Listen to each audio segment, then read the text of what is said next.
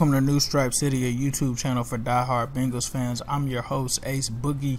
If you love the Bengals and think the Squealers are trash, make sure to like this video.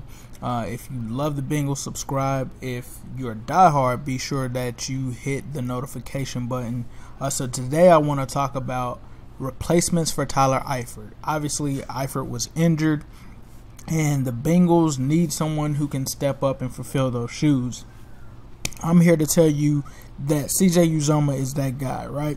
CJ Uzomah has been pretty decent this year. He's caught a touchdown.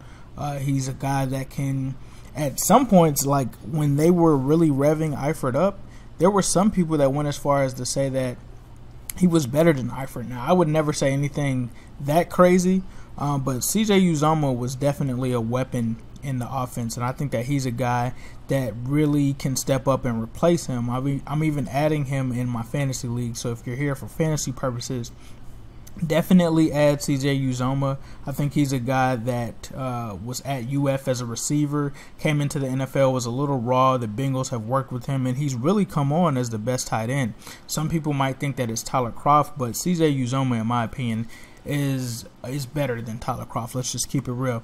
Not to say that TK can't get it done. He's a pretty decent player as well, but I think that CJ Uzomah is the guy that will replace him. Now, Kroft is more of a blocking tight end and has also had some success as well at that position, but I think a sleeper guy is Mason Schreck, right? Mason Schreck was a guy that the Bengals drafted a couple of years ago in the 7th round. He got hurt his first year. He couldn't play, but should get some looks because the Bengals are playing in multiple tight end sets out there this year.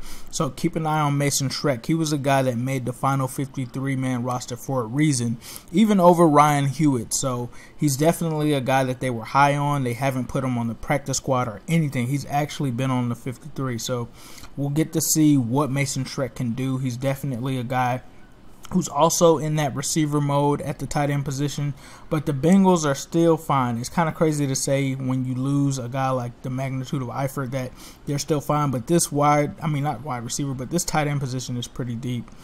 So let me know in your comments who you think should be the next man up at the tight end position, and as usual, I'll leave you guys with a who day, all day, every day, and especially on Sunday.